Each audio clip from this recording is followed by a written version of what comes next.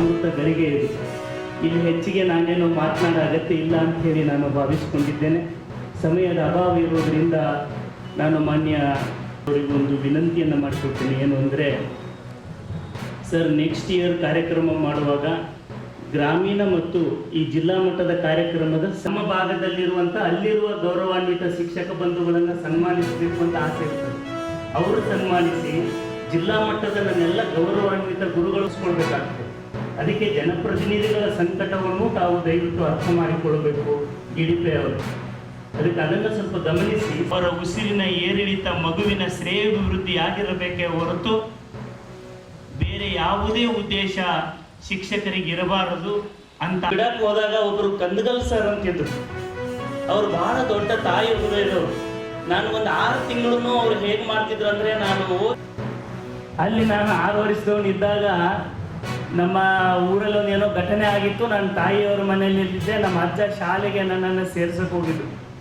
ಇಂಥ ಪದ್ಧತಿ ವಿಜಯಪುರ ಜಿಲ್ಲೆಯಲ್ಲಿ ಅನಿಷ್ಟ ಪದ್ಧತಿ ಮೊದಲು ತೊಲಗಬೇಕಿದು. ಯಾವುದು ಲಿಸ್ಟ್ ಆಗಿರ್ತದೆ, ಯಾರು ಒಳ್ಳೆಯವರಿಗೆ ಸಿಕ್ಕಿರ್ತದೆ, ಕೊನೆ ಗಳಿಗೆಯಲ್ಲಿ ಮತ್ತೆ ಅದನ್ನ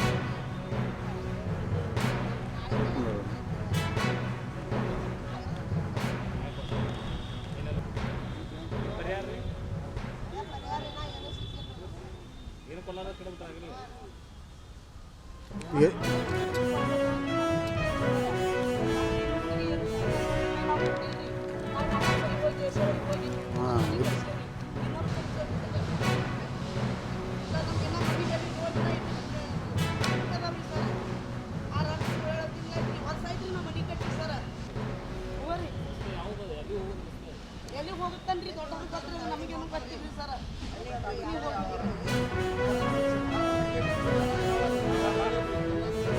ಸ್ಟ್ಯಾಂಡ್ ಸಮದಾ ಭವನ ದರ್ಗಾ ಗುಡಿ ಗುಂಡಾರೆಲ್ಲ ವೀರಪ್ಪನ ಗುಡಿ, ಧೂಳಪ್ಪನ ಗುಡಿ, ಅಂಬೇಡ್ಕರ್ ಭವನ, ಹೇಮರೆಡ್ಡಿ